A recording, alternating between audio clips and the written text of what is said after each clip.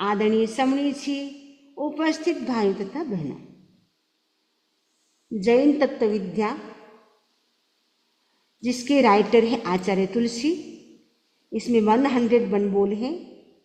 उनमें से 3 वर्ग हमारे कंप्लीट हो चुके हैं।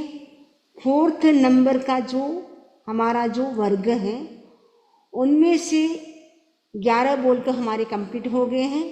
12 नंबर का बोल, 12th नंबर का बोल मति ज्ञान के 4 प्रकार हैं। 4 टाइप्स ऑफ मति ज्ञान। मति ज्ञान के 4 प्रकार कौन से हैं उसको हम आज समझेंगे। मति ज्ञान के 4 प्रकार हैं। औत्पत्ति की बुद्धि फर्स्ट, सेकेंड है वैनिकी बुद्धि, थर्ड है कार्मिकी बुद्धि, 4th नंबर पे है पारिणामिकी बुद्धि। ये चारों बुद्धियों को हम समझने की कोशिश करेंगे। सबसे पहली बुद्धि है औत्पत्ति की बुद्धि। औत्पत्ति की बुद्धि का मतलब होता है जिसके बारे में कभी सुना नहीं, कभी देखा नहीं, कभी जाना नहीं, उसके बारे में भी किसी ने कोई हमें प्रश्न किया, उसका तत्काल हम आंसर दे देते हैं, वह होती है औत्पत्ति की बुद्धि। औत्पत्ति की बुद्धि का एग्जाम्पल आचार्य तुलसी ने जैन तत्व विद्या में दिया है, तो उसको भी हम समझने की कोशिश करें। उज्जैनी नाम की नगरी थी, वहाँ नटमंडल रहता था। उसमें जो एक भरत नाम का नट था वो रहता था। उसका एक पुत्र था जिसका नाम था रोहक। वो बहुत ही बुद्धिमान था और उसकी बुद्धि से जो वहाँ का जो राजा था वह भी बहुत ही प्रभावित था कि इसकी बुद्धि कितनी अच्छी, इसकी मेमोरी कितनी अच्छी है। तो राजा भी बहुत ही उससे प्रभावित था। एक बार राजा ने, एक जो हाथी था उसके पास, राजा के पास, राजा ने नटों से कहा इस हाथी को ले जाओ, इसकी टेक केयर करनी है, लेकिन एक बात का ध्यान रखना, कभी भी हमें ये मैसेज मत देना कि ये हाथी मर गया है। नटमंडल मिलकर के हाथी को ले जाते हैं, हाथी की पूरी टेक केयर करते हैं, बराबर खाना देना, पानी पिलाना, बहुत ध्यान रखते हैं। लेकिन अचानक क्या होता है, एक दिन हाथी की मृत्यु हो जाती है। सारे नट बहुत ही टेंशन में आ जाते हैं। तो वो जो रोहक था उसने कहा टेंशन की कोई बात नहीं है, डोंट वरी, आपको चिंता नहीं करनी है, आप राजा के पास कुछ मिल करके जाइए, नट मिल करके, और राजा से कहिए आज हाथी न खाता है, न पीता है, न हिलता है, न डुलता है, न श्वास लेता है, कुछ भी नहीं करता है, पता नहीं क्या हो गया, ये मैसेज आप राजा के पास पहुंचाओ। कुछ नट मिल करके राजा के पास गए। राजा ने कहा बोलिए क्या बात है। तो सारे नट मिल करके राजा से कहते राजा जी आज पता नहीं क्या हो गया, सुबह से हाथी न तो खाता है, न पीता है, न श्वास लेता है, कुछ भी नहीं कर रहा है, न मूवमेंट कर रहा है। तो राजा ने एकदम गुस्सा में आकर कहा क्या हाथी मर गया। तो नट्टू ने कहा ये बात तो आप ही कह सकते हैं, हम तो नहीं कह सकते हैं। तो राजा ने समझ लिया कि हाथी अब मर गया है। तो राजा बहुत ही प्रभावित होते हैं, ये सारी बुद्धि किसकी है, रोहक की है। तो रोहक की जो बुद्धि थी वो उत्पत्ति की बुद्धि थी, क्योंकि उसके बारे में कभी उसने जाना नहीं था, सुना नहीं था, फिर भी कैसे किस समय पर सटीक आंसर देना, उत्पत्ति की बुद्धि वाले वो जानते हैं कि किस समय कैसे आंसर देना होता है जिससे बिगड़ता काम भी बन जाता है। तो रोहक की बुद्धि से राजा बहुत प्रभावित होता है। रोहक की बुद्धि उत्पत्ति की बुद्धि थी। और वैसे ही हमारे धर्म संघ में आचार्य भिक्षु जो फर्स्ट आचार्य हैं उनके बारे में कहा जाता है उनकी बुद्धि भी उत्पत्ति की बुद्धि थी। एक बार आचार्य भिक्षु के पास एक व्यक्ति आता है, पूछा गाय के पैर कितने होते हैं, हाउ मेनी लेग्स काउज, गाय के पैर कितने होते हैं। आचार्य भिक्षु काउंट करते 1 2 3 4। उस व्यक्ति ने कहा अरे मैंने तो सुना था आप तो बहुत बुद्धिमान हैं, गाय के 4 पैर होते हो तो सभी जानते हैं, आपने इतना समय ले लिया। आचार्य भिक्षु ने कहा वो मुझे पता था कि 4 पैर हैं, लेकिन उसका मैं तत्काल आंसर देता तो आप कहते इसका तो आपने दे दिया, नेक्स्ट क्वेश्चन आपका होता कि कान खजूरे के कितने पैर होते हैं। उस समय में काउंट करने में टाइम लगा था, तो आप क्या कहते, गाय के पैर, तो फटाफट इसका आंसर दे दिया, इसमें आपने बहुत टाइम लगा लिया। उस व्यक्ति ने कहा हाँ, नेक्स्ट क्वेश्चन में यही पूछने वाला था, कान खजूरे के पैर कितने होते हैं। आचार्य भिक्षु ने न उनके बारे में कभी सुना था न जाना था, फिर भी तत्काल उसका आंसर एकदम सटीक दे दिया। तो आचार्य भिक्षु भी औत्पत्ति की बुद्धि के धनी थे।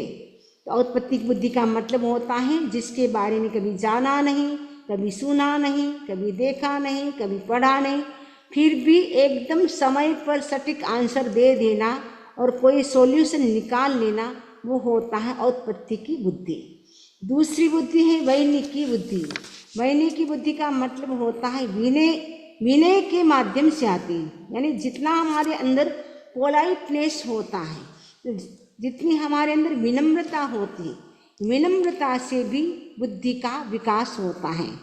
गुजराती कहावत है, विद्या विनय थी शोभे से। विद्या है विनय थी शोभे से, यानी विद्या तब सुशोभित होती है जब विनय होता है। यदि हमारे अंदर विनय नहीं है, हम बहुत सारा ज्ञान कर लेते हैं, नॉलेज कर लेते हैं, वो नॉलेज नहीं होता, हमारा लगेज बन जाता है। विनय से भी हम अपनी मेमोरी को शार्प कर सकते हैं। इसका एग्जाम्पल है हमारे धर्म संघ के 10वें आचार्य श्री महाप्रज्ञ जी। विनय के माध्यम से उनकी बुद्धि इतनी शार्प होगी कि आज वो 20वीं शताब्दी के महापुरुष बन गए और उन्होंने लगभग 300 जितनी बुक भी लिख दी। जिनको एक श्लोक भी याद नहीं होता था, गुरु का विनय करने से इतनी मेमोरी बढ़ गई कि वो बहुत बड़े साहित्यकार और दार्शनिक बन गए। विनय से भी व्यक्ति की बुद्धि बढ़ती है। जितना हमारे अंदर विनय होता है उतनी हमारी बुद्धि इंक्रीज होती रहती है। और विनय का एग्जाम्पल आचार्य तुलसी ने भी जैन तत्व विद्या में दिया है। किसी नगर में एक महात्मा जी रहते थे, उनके 2 शिष्य थे। तो दोनों में एक शिष्य था वो अविनीत था, यानी वो गुरु की आज्ञा के अनुसार नहीं चलता था, अपनी मनमानी करता था। दूसरा था शिष्य बहुत ही विनीत था, यानी आज्ञाकारी था। शिष्य गुरु के अनुसार चलता था, यानी गुरु ने कुछ कह दिया उसका कभी वो उनकी बात को कभी क्रोश नहीं करता था। एकदम विनम्रता के साथ वो हर चीज़ को वो सुनता था और समझता था। पूरी विद्या कंप्लीट हो जाती है, यानी स्टडी थी उनकी जो संपन्न हो जाती है। एक बार वो कहीं जा रहे थे दोनों शिष्य। एक शिष्य रास्ते में मिट्टी के पैर मंडे हुए थे, मिट्टी में पैर को देख करके जो अविनीत शिष्य था उसने कहा ये पैर हाथी के लग रहे हैं। जो विनीत शिष्य था, दूसरा शिष्य जो बहुत आज्ञाकारी था, विनम्र था, उसने कहा ये जो पैर दिख रहे हैं वो हथिनी के हैं, हाथी के नहीं हैं। एलिफेंट एक तो जेंट्स होता है, एक लेडीज होती है, तो जो लेडीज जो हथिनी है उसका है।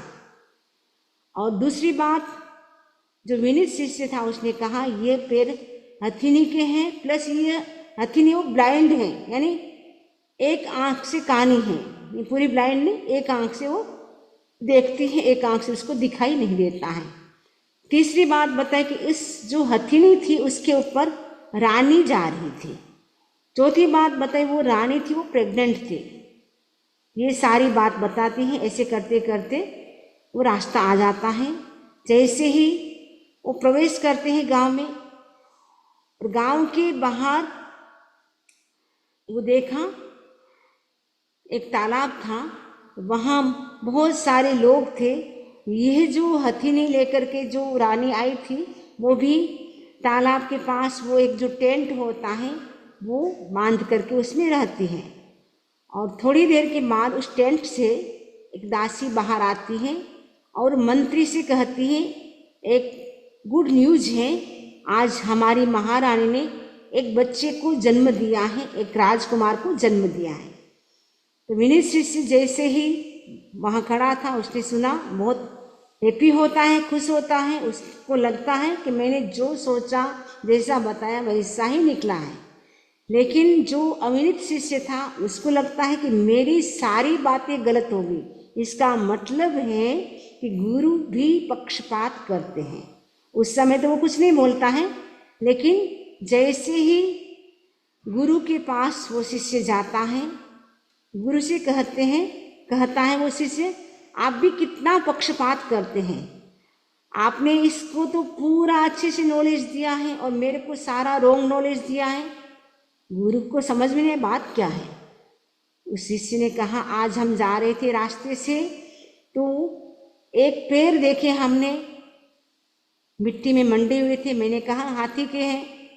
कि तुमने किस आधार पे कहा हाथी के हैं? उसने कहा बड़े बड़े पैर किसके होते, हाथी के तो होते हैं, इसलिए मैंने कहा दिया हाथी के। फिर दूसरे शिष्य से कहा कि तुमने ये कैसे लगाया अंदाज कि ये पैर हथिनी के होने चाहिए? उसने कहा कि हथिनी, मैंने लगा लिया कि ये पैर बड़े हैं, ये हथिनी के होंगे, और प्लस हथिनी के ऊपर वो रानी बैठी है, वो कैसे पता चला कि हाथी के ऊपर कौन सवारी करता है, कौन सवारी करता है? राजा रानी करेंगे तो रानी होगी। तो ये कैसे पता चला कि जो हथिनी थी वो एक आंख से कानी थी? उसने कहा जो रास्ते में ट्री थे वो एक साइड से खाए हुए थे, एक साइड से खाए हुए नहीं थे, ब्रांचेज थी वो एक साइड से खाई हुई थी। उससे मुझे पता चला कि ये हथिनी एक आंख से कानी होनी चाहिए। और चौथी बात बताइए, प्रेग्नेंट है वो कैसे बताई, कैसे पता चला आपको? उसने कहा वो रानी है, रास्ते में वो यूरिन पास करने के लिए नीचे उतरी थी, और जब वो यूरिन पास करके खड़ी होती है तो पैर है वो जमीन से ऐसे रखती है, उसकी जो हाथ की जो रेखाएं थी उसको देख करके मुझे पता चला कि ये रानी है, वो प्रेग्नेंट है। दोनों शिष्यों की बात सुन महात्मा बोले, मैंने ये बातें इसको कब बताई थी? मैंने भी इसको कुछ भी नहीं बताया था, लेकिन इसने हर बात को विनम्रता से लिया और ध्यानपूर्वक सुना, उस पर मनन किया। केवल सुना ही नहीं, उसके साथ साथ थिंकिंग किया, और अपना जो ईगो था उसको इंक्रीज नहीं किया। हमेशा मेरे प्रति पोलाइटनेस का भाव रखता था, विनम्रता रखता था, मेरी हर बात को ध्यान से सुनता था। इसके लिए ये इसने सारी बातें जो भी एनालिसिस किए सब सही बताई हैं। और तुमने हमेशा मेरा रेस्पेक्ट नहीं किया, ईगो इतना बढ़ाता रहा और कोई बात को आपने ध्यान से नहीं सुना, जिसके कारण आप जो भी सोचते हैं वो गलत हो जाता है। और आपने पढ़ाई करने के बाद जो मैं बात बताता था उस पर आपने कभी थिंकिंग भी नहीं किया, बस जस्ट सुन लिया, लेकिन एनालिसिस नहीं किया कि ये कैसे बताया गुरुदेव ने, इसका मतलब क्या होगा, आपने कभी उसके बारे में सोचा भी नहीं। तो जिसके कारण आप क्या बिना चिंतन किए, बिना सोचे ही आप फटाक से बोल देते हैं, इसीलिए। और साथ में अहंकार है, अहंकार के कारण आपकी बुद्धि का जो विकास होना चाहिए, मेमोरी इंक्रीज होनी चाहिए, वो आपकी नहीं हो पाई। इसलिए ज़रूरत है कि आज से तुम अहंकार का त्याग करो, तुम भी विनय को अपनाओ। जितना पोलाइटनेस तुम्हारे भीतर आएगा उतनी मेमोरी तुम्हारी भी शार्प होगी, और जो भी तुम कहोगे वो सत्य साबित होगा। उस शिष्य ने भी अपनी बात स्वीकार कर ली गुरु के सामने। आज से मैं संकल्प करता हूँ, मैं ईगो नहीं करूँगा, मैं भी विनय के साथ ही सब ज्ञान को सीखूँगा। संकल्प करता है, यानी कहने का मतलब है विनय करने से भी हमारी बुद्धि बढ़ती है। तीसरी बुद्धि कार्मिक की बुद्धि। कार्मिक की बुद्धि का मतलब है अभ्यास। कार्मिक यानी कर्म का मतलब होता है अभ्यास, यानी प्रैक्टिस।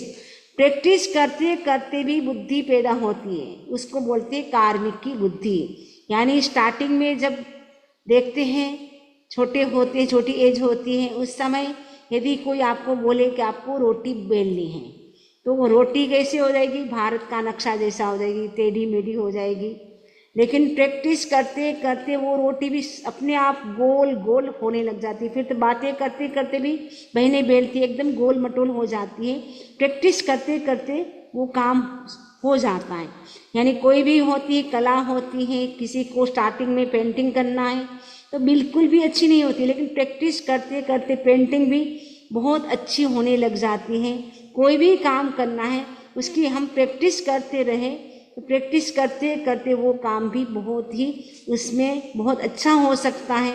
उसमें एक कला आ जाती है सीखने की। जो कर्म होता है वो भी दो प्रकार का होता है, सर्वकालिक और कादाचित। सर्वकालिक कर्म कर्म कहलाता है, माने हमेशा जिसकी प्रैक्टिस की जाती है, सर्वकालिक यानी हमेशा ऑलवेज जिसकी प्रैक्टिस की जाती है वो कर्म कहलाता है। और कादाचित का कर्म शिल्प कहलाता है, यानी कभी कभी जिसकी प्रैक्टिस होती है वो शिल्प कहलाता है। दूसरे शब्दों में जिस कर्म का अभ्यास यानी जिस कर्म की प्रैक्टिस हम आचार्य के सानिध्य में न कर अपने आप करते हैं, यानी किसी चीज़ को हमें सीखना है वो प्रैक्टिस हम सेल्फ करते हैं, वह कर्म कहलाता है। और जिस कर्म की प्रैक्टिस हम आचार्य के सानिध्य में करते हैं वह शिल्प कहलाता है। यानी कोई चीज़ हमें सीखना है, गुरुदेव के पास जाकर के, जैसे साधु होते हैं उनको गुरुदेव के पास जाकर के वो सीखते हैं, या कोई बड़े साधु संत होते हैं, सपोज किसी को कुंजनी बनानी है, ओघा बनाना है, वो पहले अपने जो बड़े होते हैं उनसे वो सीखते हैं। तो उनके पास जो कला होती है उनको सीखते हैं। वो कभी कभी रोज़ काम नहीं पड़ता, लेकिन कभी कभी वो सीखने का काम पड़ता है, उसको अच्छे से सीख लेते हैं, वो तो शिल्प कहलाता है। लेकिन एक काम ऐसा होता है जिसकी रोज़ एवरीडे प्रैक्टिस की जाती है। एवरीडे पेंटिंग करना है तो पेंटिंग की एवरीडे प्रैक्टिस करता है। किसी को राइटिंग अच्छी नहीं है तो राइटिंग की एवरीडे प्रैक्टिस करता है। प्रैक्टिस करते करते धीरे धीरे राइटिंग भी बहुत अच्छी हो जाती है, पेंटिंग भी बहुत अच्छी हो जाती है। तो कर्म यानी प्रैक्टिस करते करते जो बुद्धि हमारी बढ़ती है वो होती है कार्मिक की बुद्धि।